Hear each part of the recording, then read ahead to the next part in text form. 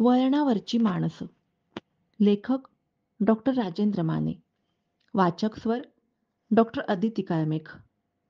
प्रकरण 3. मिलिंद साने. माणसाच्या एकंदर जीवन प्रवासात कितीतरी नवीन गाठीभेटी होतात. कधी कधी वाटतं अशा गाठीभेटी झाल्या नसत्या तर काय झालं असतं. का अशी वेगवेगळी माणसं आपल्या आयुष्यात प्रवेश करतात आणि त्यांच्या प्रेमाचा ठसा मनावर उमटवून जातात. एका ठिकाणी याच संदर्भात अमृता प्रीतम किती छान लिहून गेल्यात. उमरा दे इस कागज के उत्ते इश्के, तेरा अंगूठा लाया कौन हिसाब चुकाएगा. अर्थात, माझ्या आयुष्याच्या कागदावर तुझ्या प्रेमाने आपला अंगठा उमटवलाय, त्याचा हिशेब कोण देणार. खरं तर अशाच पद्धतीने कितीतरी माणसांचे प्रेमठसे आपल्या आयुष्यावर उमटत जातात. त्यांचा हिशोब आपल्यालाही देता येत नाही, द्यायचा प्रयत्नही करू नये. पण हे ठसे आपल्याला जगणं शिकवतात हे मात्र नाकारता येत नाही. आपले अहंकार, लोभ, ईर्ष्या कोणत्या तरी एखाद्या वळणावर पिकल्या पानाप्रमाणे आपसूक गळून पडतात. पण आयुष्यात काही गाठी पडणार हे विधिलिखित असेल तर ते आपण बदलवू शकत नाही. काही माणसांच्या भेटींनी निर्भय आनंद मिळतो. क्वचित काही जणांच्या भेटींनी क्लेशही होतात. पण काही गाठी पडून मात्र मनात नक्की कोणत्या भावना निर्माण होतात हे व्यक्त करता येत नाही. सुख, दुःख, आनंद या सगळ्यांचाच मनात कल्लोळ निर्माण होतो. मिलिंद सानेंची पडलेली गाठ ही अशातलीच एक. आमच्या घराशेजारीच एक छानसा 3 खोल्यांचा बंगला होता. त्याचे मालक मुंबईला असायचे. त्यामुळे तिथं कोणीतरी भाडेकरू असायचा. बऱ्याच वेळा बंगल्यात राहत असल्यामुळे असावं कदाचित, तिथं येणारे सगळे लोक थोडे शिष्ट असायचे. ते इतरांशी फारसा संबंध ठेवायचे नाहीत. त्यांच्याकडे येणारे लोकही हाय, हॅलो करणारे, येताना चकचकीत चारचाकीतून येणारे असायचे. त्यामुळे आम्हा लोकांचा त्यांच्याशी फारसा संबंध यायचा नाही. भाडेकरू बदलले की आम्हा सगळ्यांच्यात थोडीफार कुजबूज व्हायची. दुपारच्या वेळी तांदूळ निवडता निवडता बायकांच्या गप्पा चालायच्या. "अगं, तो टायवाला दिसत नाही. बदली झाली वाटतं. त्याची ती बॉबकटवाली गेली वाटतं. भेटली तर हसायची सुद्धा नाही. आणि गाडीवर असली तर मग बोलायची सोय नाही. जवळनं जायची पण कधी हातात ओझं आहे, या, सोडते म्हणेल तर शपथ." शेजारच्या रानडे काकू मोठा खडा ताटाबाहेर ढकलत म्हणायच्या. रेशनचे तांदूळ. त्यात तांदळाच्या बरोबरीने खडे असायचे. निवडायचं काय, खडे की तांदूळ, अशातला प्रश्न असायचा. दिवसभर कामाच्या ओझ्याने वाकलेल्या चाळकरी बायकांच्या निवांतपणातला तो दुपारचा प्रहर अशा गप्पात पार पडायचा. पण साने कुटुंब या सर्वांना अपवाद निघालं. अशाच दुपारच्या वेळी मिसेस साने सगळ्या बायकांच्या गप्पात सामील झाल्या. स्वतःहून सगळ्या बायकांची ओळख करून घेतली आणि मग सर्वच बायकांच्या दृष्टीने त्या कौतुकाचा विषय बनून गेल्या. साने कुटुंबात इन-मिन 3 माणसं, आई, वडील आणि मुलगा. त्यामुळे एक प्रकारचा सुटसुटीतपणा राहण्यातही जाणवायचा. साने कंपनीत मॅनेजर होते. राहणी साधी होती. ते राहायला आल्यावर 2-3 वेळा मिलिंदची रस्त्यात गाठ पडली होती. दिसला की हसायचा इतकंच. मिलिंदचं वय साधारणपणे 16-17चं असावं. एकदा तो हातात पिशव्या घेऊन कुठेतरी दुकानात जाताना पाठमोरा पाहिला. मी त्याला मागून 3-4 हाका मारल्या पण त्याने वळून पाहिलं नाही. तो तसाच पुढे चालत राहिला. खरं तर मला त्याचा थोडा राग आला. हाही इतर बंगलेवाल्यांप्रमाणेच निघाला असं वाटलं. घरी परतल्यावर आईला मी तो सगळा प्रसंग सांगितला. त्याच्याबद्दल रागही व्यक्त केला. आईने पदराला हात पुसत माझं सगळं बोलणं शांतपणे ऐकून घेतलं. मग म्हणाली, "अरे, तुला माहीत नाही, मिलिंदला ऐकू येत नाही. जन्मतःच तो ठार बहिरा आहे." आईचं ते वाक्य ऐकून मी सुन्न झालो. गोरापान, उंचापुरा मिलिंद बहिरा आहे ही गोष्टच मनाला पटेना. पण दुर्दैवाने अशा जवळच्या माणसांबद्दलच्या ऐकलेल्या गोष्टी नेहमी खऱ्या निघाव्यात ही नियतीची करणीच माणसाचं दैवावरचं परावलंबत्व सिद्ध करते. आपल्या जवळचं नात्यातलं किंवा प्रेमातलं माणूस अचानक आजारी पडतं. रक्ताची साधी तपासणी करतं आणि त्यातून ब्लड कॅन्सरसारखं निदान निघतं. असं खूपदा घडतं. वाटतं चुकीचा रिपोर्ट असेल. पुन्हा तपासणी केली जाते. पण माणसाच्या ललाट रेषा अशा बदलत नाहीत. मिलिंदला ऐकायला येत नसल्यामुळे मी त्याला मारलेली हाक त्याच्यापर्यंत कशी पोहोचणार? त्या प्रसंगातून त्याच्याकडे पाहण्याची माझी दृष्टीच बदलून गेली. इतक्या मोठ्या दुःखाला सामोरं जाताना हे साने कुटुंब मात्र अजिबात विचलित झालं नव्हतं. मिलिंद जेव्हा वर्षाचा होत आला आणि तरी तो आवाजाला प्रतिसाद देत नाही, आवाजाच्या बाजूला मान वळवत नाही, हे त्याच्या आई-वडिलांच्या लक्षात आलं, तसं ते धावतच त्याला घेऊन डॉक्टरांच्याकडे गेले. सर्व तपासण्या झाल्या आणि मुलगा कर्णबधीर आहे हे निदान समोर आलं. त्या एका बातमीनं त्या दोघांवर आकाश कोसळलं. मुलाच्या आयुष्यातला काळोख क्षणभर त्यांना घाबरवून गेला. ऐकता येणार नसल्यामुळे त्याला बोलता येणंही अवघड होतं. घरची चांगली परिस्थिती, एकुलता एक मुलगा आणि त्याला असं दुखणं. दुसरं कोणी असतं तर ते हातपाय गाळून बसलं असतं. पण एक मात्र खरं, परमेश्वर माणसाला एका हाताने दुःख देतो, तर दुसऱ्या हाती त्याला दुःखाला सामोरं जाण्याचं धैर्यही देतो. कदाचित हा त्याचा खेळ असेल. रंगमंचावरच्या माणूसरूपी कठपुतळ्यांना भावभावनांचं वरदान द्यायचं आणि जोडीला भोग नावाचा शाप द्यायचा आणि मग त्यांच्या जगण्याचा खेळ पाहत राहायचं. मिलिंदच्या आई-वडिलांनी दुसऱ्याच क्षणी अश्रू पुसले. एकमेकांना सावरलं. जगात मिलिंदला खंबीरपणे उभं करायचं हा मनोमन निश्चय केला. पण नुसतं निश्चय करून भागण्यासारखं नव्हतं. त्यासाठी खंबीरपणे काही कृतीही करायला पाहिजे होती. स्वतःच्या आयुष्यातला बराचसा वेळ त्यांना मिलिंदसाठी देणं भाग होतं. मिलिंदच्या आई स्वतः मूकबधीर मुलांना शिकवण्याच्या कोर्ससाठी जाऊ लागल्या. एका वेगळ्या तपश्चर्येला एका दृष्टीने दोघांनी सुरुवात केली. मिलिंदच्या वडिलांनी अशा मुलांच्याबद्दल वेगवेगळ्या संस्था, फॉरेन मॅगझिन्स यामधून माहिती मिळवायला सुरुवात केली. घरच्या घरी त्यानुसार मिलिंदचं शिक्षण चालू झालं. त्याच्यासमोर उभं राहून ओठांची हालचाल त्याच्या लक्षात येईल अशा रीतीने आई, बाबा असे शब्द त्यांनी उच्चारायला सुरुवात केली. कारण पूर्ण कर्णबधीर असणाऱ्या मुलांना अशा लिप मुव्हमेंट्सवरूनच बोलणं शिकवावं लागतं. इथं ध्वनीचा उपयोग शून्य, हालचाल महत्वाची. हळू-हळू लिप मुव्हमेंटवरून समोरचा माणूस काय बोलतो हे तो जाणू लागला. जेव्हा मिलिंदने मोडका तोडका आई नावाचा उच्चार केला तेव्हा त्याच्या आई-वडिलांना खूप आनंद झाला. डोळ्यात आनंदाश्रूंनी गर्दी केली. अश्रूंच्या पडद्यात अस्पष्ट दिसत असलेल्या मिलिंदच्या चिटुकल्या ओठांवरून त्यांनी हळूवार हात फिरवला. सर्वसामान्य मुलांच्या आई ह्या उच्चारापेक्षा मिलिंदच्या आई म्हणण्याला वेगळा अर्थ होता. तेवढ्या त्या शब्दाने त्यांची उमेद वाढीला लागली. मिलिंदचं कर्णबधिरत्व जास्त असल्यामुळे त्याला श्रवणयंत्राचा उपयोग नव्हता. मिलिंदच्या आई-वडिलांनी त्याला कोणत्या गोष्टींची उणीव भासू दिली नाही. ज्या गोष्टींची, कलेची त्याला आवड होती त्या सगळ्या त्याला पुरवत गेले. त्याचे छंद चांगल्या रीतीने जोपासले गेले. जेव्हा परमेश्वर माणसांच्या प्रगतीचं एक दार बंद करतो, तेव्हा इतर 4 उघडी ठेवतो. मिलिंदला चित्रकलेची आवड होती. कॅनव्हासवर मनातले दाटून आलेले रंग ब्रशच्या साहाय्याने उमटून येऊ लागले. अव्यक्त भावनांचा आविष्कार वेगवेगळ्या रूपात रंगांच्या साहाय्याने कोऱ्या कागदावर व्यक्त होऊ लागला. चित्रकलेत तो प्रवीण व्हावा म्हणून त्याच्या आई-वडिलांनी अनेक प्रदर्शनं त्याला दाखवली. तोही भान हरपून ती पाहत राहायचा.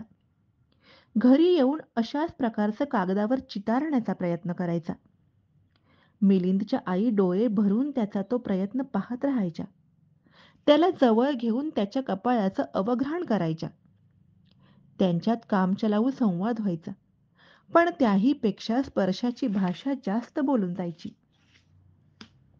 मिलिंदचा पॅथॉलॉजीचा कोर्स पूर्ण झाला. तो त्याने इतर मुलांच्या बरोबरीने पार पाडला. मुलांना त्याला ऐकता येत नाही हे माहीत झालेलं. मग ती त्याच्यासमोर जाऊन हळूवार बोलण्याचा प्रयत्न करत. त्यांच्या ओठांच्या हालचालींवरून मिलिंदला ते काय म्हणतात ते समजून येई. त्याचं आणि त्याच्या आई-वडिलांचं आयुष्य ही म्हणजे सगळ्यांचीच कसोटी होती. पण या कसोटीला सगळेजण यशस्वी झाले होते.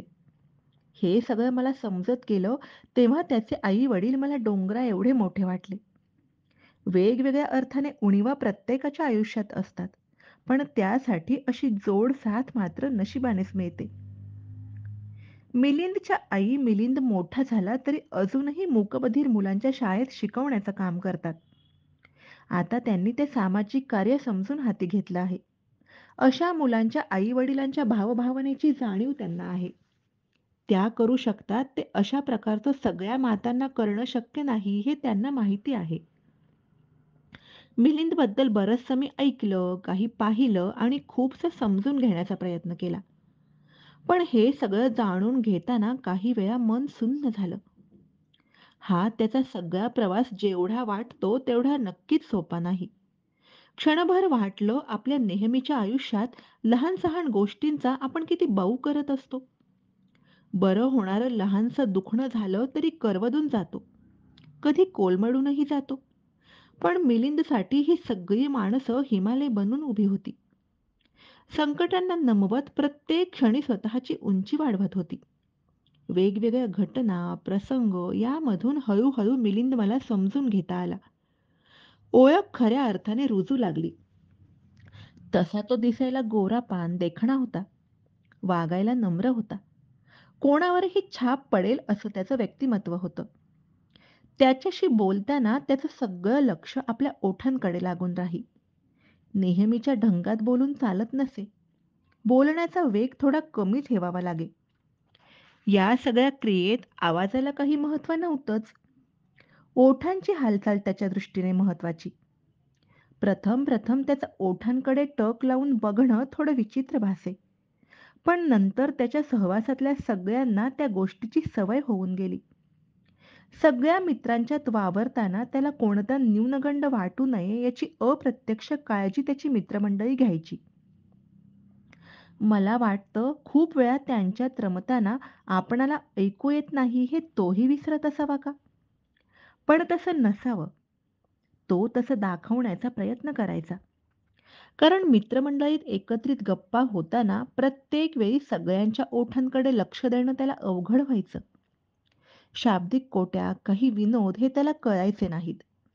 सगळ्यांचं हसणं फक्त त्याला दिसायचं. अशा वेळी तोही हसायचा. पण काही वेळा ते फार केविलवाणा भासायचं. असे कितीतरी अंतरीचे सल त्याने कोणाजवळही न बोलता आतल्या आत दाबून ठेवले असतील, हे मला बऱ्याच वेळा जाणवायचं.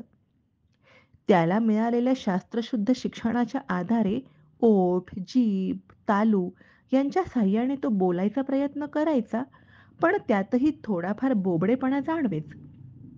नेहमी त्याच्या सहवासात असणाऱ्या माणसांनाच ते थोडं विचित्र भासे.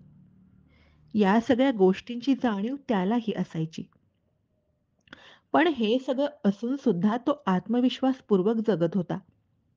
सामोरी येणारी नवनवीन दालनं समजून घेऊन प्रत्येकात प्रवेश करत होता.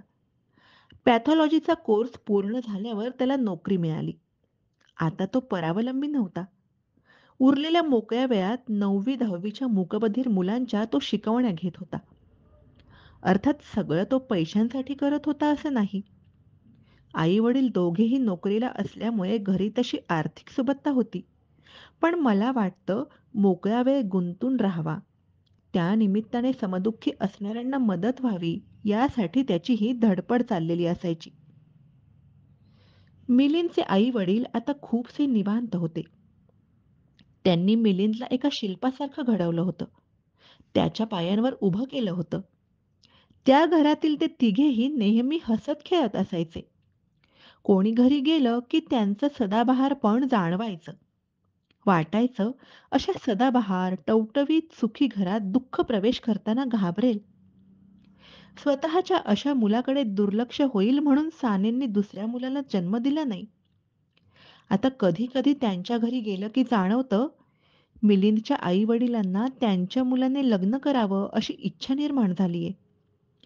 प्रत्यक्ष अप्रत्यक्ष बोलण्यातून हे जाणवून यायचं.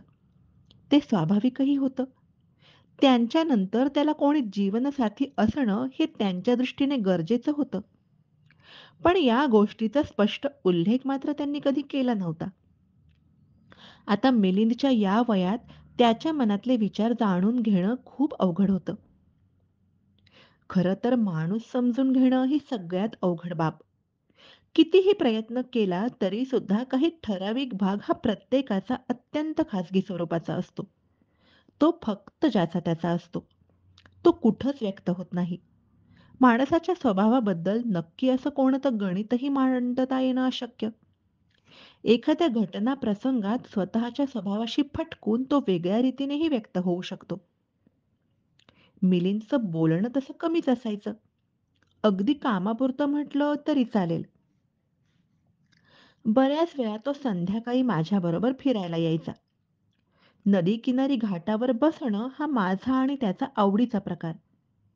संध्याकाळी घाटावर तशी फारशी वर्दळ नसायची. नदीला पाणी फार असायचं अशातला भाग नाही, पण पाणी वाहतं असायचं.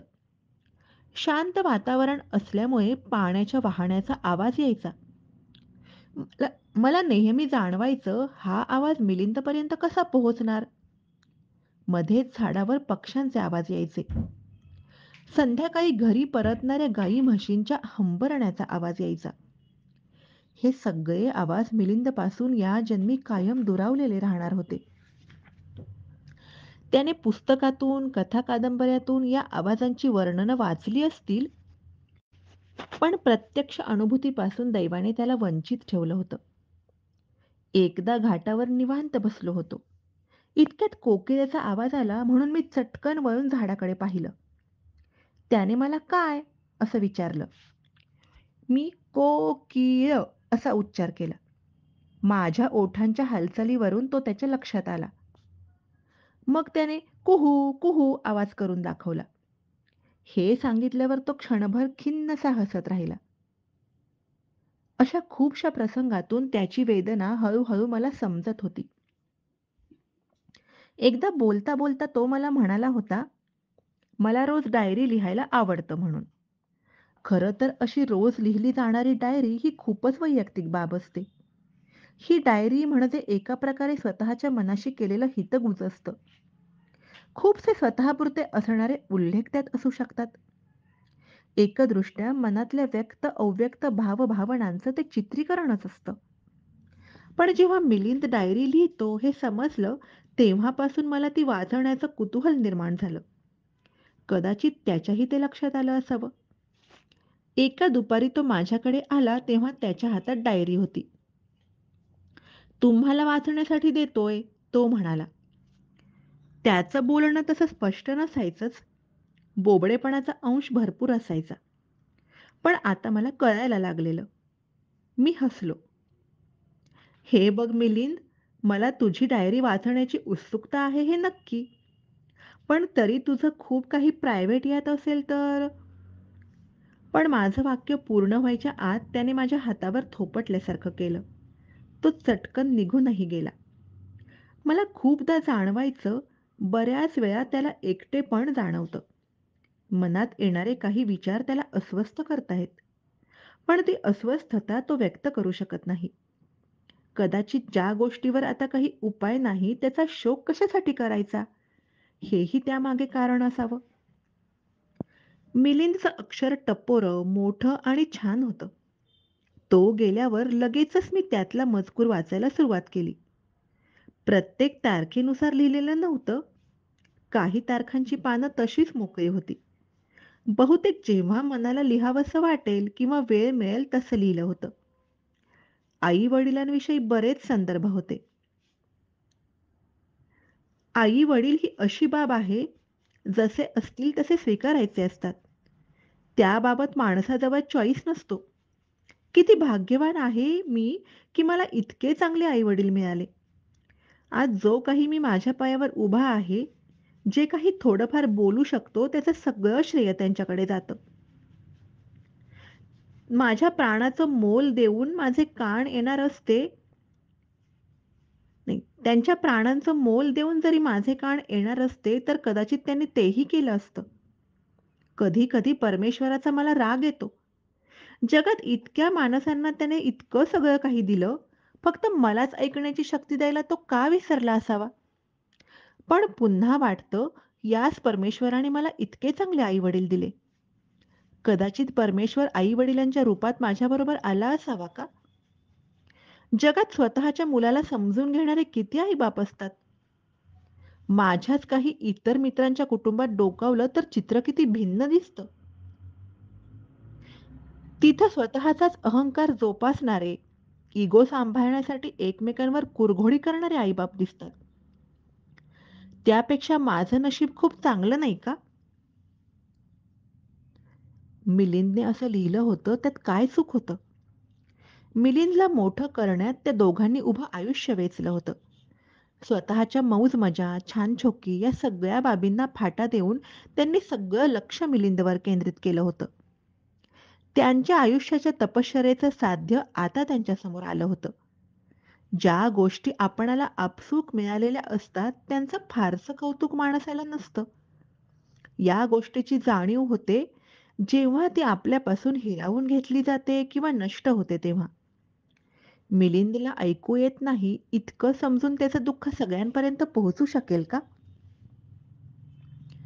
एका ठिकाणी त्याने डायरीत लिहिलं होतं, बाबा रोज किशोरी आमोणकरची कॅसेट ऐकतात. ती ऐकताना त्यांची मुद्रा किती शांत असते. डोळे मिटलेले असतात. चेहऱ्यावरही त्या सुरात न्हाल्याचा आनंद जाणवत असतो. कसे असतील ते सूर? आलापी म्हणजे नक्की काय असेल? गळ्यात गांधार नसणं म्हणजे नक्की काय असेल? गळ्यात गांधार असणं म्हणजे नक्की काय? गाताना समेवर येणं म्हणजे काय? या सगळ्या प्रश्नांची उत्तरं मला या जन्मी मिळणारच नाहीत का? लता मंगेशकर, आशा भोसले, मोहम्मद रफी, भीमसेन जोशी, पंडित जसराज, कुमार गंधर्व हे भूलोकीचं वैभव मी कसं जाणणार? ओठ हलल्यावरून मला शब्द समजतो, अर्थ उमगतो. पण सुरांचं काय? आणि ही सगळी मंडळी तर त्यासाठीच प्रसिद्ध आहेत. हेच काय, पण पंडित रविशंकर, बिस्मिल्ला खां, हरिप्रसाद चौरासिया या नावांचा महिमा मला कधीच कळणार नाही. बासरी, सारंगी, सितार, व्हायोलिन ही वाद्य मी फक्त पाहायची. पण पाहून, स्पर्श करून त्याची अनुभूती मला कशी होणार? या दुःखाचा सल मला काळजात सतत जाणवत राहतो. हे वाचताना मला खूप वाईट वाटलं. या बाबतीत कोणीच काही करू शकत नव्हतं. माणसाचे हात काही बाबतीत किती तोकडे आहेत हे जाणवलं. या डायरीच्या माध्यमातून तो ही वेदना व्यक्त करू शकत होता. बोलता येऊ नये अशा दुःखाचं प्रदर्शन तो कोणाजवळ करणार हा प्रश्नच होता. मिलिंदच्या आणि माझ्या वयात 8-10 वर्षांचं अंतर होतं. पण मनाचे धागे जुळायला वयाचा हिशेब जुळावाच लागतो असं थोडंच आहे. आमच्या दोघातला संवाद वाढत होता. ऋणानुबंधाच्या गाठी घट्ट होत होत्या. पण माणसांचे आयुष्य समृद्ध करणाऱ्या या ऋणानुबंधाच्या गाठीचं जसं परमेश्वरी वरदान असतं, तसा वियोगाचाही एक शाप जोडीला लिहिला गेलेला असतो. मिलिंदला शहरात चांगल्या नोकरीची संधी आली आणि साने कुटुंब पुण्याला निघून गेलं. जाताना गळ्यात अडकलेला हुंदका खूप काही बोलून जातो. शब्दांची गरज उरत नाही. डोळ्यातलं पाणी काळजातला ओलावा व्यक्त करून जातं. नंतर बरेच दिवस मिलिंदची पत्र यायची. मोत्यासारख्या टपोऱ्या अक्षरात कागदावर भावनांचा पाऊस पडायचा. माणसं मनाने जास्त जवळ यायची झाली तर त्यांना काही काळ वियोग सहन करावा लागतो.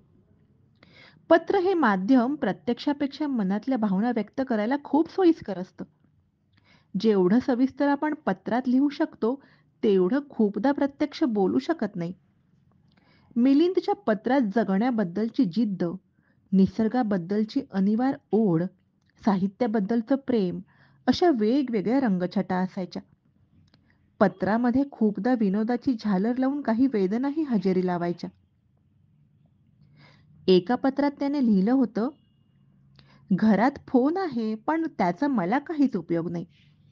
फोनची वाजणारी रिंग मला ऐकू येत नाही. कुणाशी फोनवरही बोलता येत नाही. माझ्या दृष्टीने ते एक खेळणंच आहे. कधी-कधी कानाला लावून त्याचा स्पर्श अनुभवतो मी.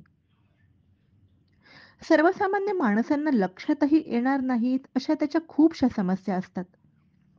दरवाजावरची बेल ही देखील त्याची एक समस्याच आहे.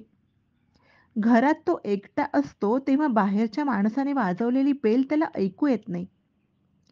त्यावर उपाय म्हणून त्याच्या वडिलांनी आत एक लाल दिवा लावला आहे. बाहेर बेल दाबली की आवाजाबरोबर तो दिवाही प्रकाशमान होतो. पण त्यावेळी तो हॉलमध्ये असणं आवश्यक असतं. समस्यांमधून तो पराभूत होत नाही. प्रत्येकातून काहीतरी वाट काढण्याचा त्या सर्वांचा प्रयत्न चालू असतो. हळू-हळू त्याच्या पत्रांचं प्रमाण कमी झालं. 4 महिन्यातून एखादं पत्र यायचं. पण पत्रातील ओलावा कायम होता. नुकतंच त्याचं पत्र आलंय. त्यात लग्न ठरल्याची बातमी त्याने कळवली आहे. मुलगी डबल ग्रॅज्युएट आहे, शिवाय पूर्ण नॉर्मल आहे. मला ते वाचून खूप आनंद झाला. क्षणभर वाटलं, कोण म्हणतो जगात परमेश्वर नाही? असलाच तर तो या मुलीसारख्या माणसांमध्ये आहे. पत्रासोबत मजकुरात शेवटी लिहिलं आहे, "कार्यसिद्धीस नेण्यास स्त्री समर्थ आहेत." हे वाचलं आणि मला वपूंच्या कथेतील एका प्रसंगाची आठवण झाली. त्यात वपूंनी लिहिलंय, "लग्न समारंभात जेवणं उरकली की आपण घरी परततो. त्या स्त्रीला मात्र अखेरपर्यंत संसार सांभाळावे लागतात. सिद्धीस न्यावे लागतात." मिलिंदची पत्रिका हातात घेऊन मी देवघरात गेलो. देव्हाऱ्यासमोर पत्रिका ठेवून नतमस्तक होऊन मी मनापासून त्या स्त्रीला प्रार्थना केली. म्हटलं, "हा संसार खऱ्या अर्थाने सिद्धीस ने." धन्यवाद.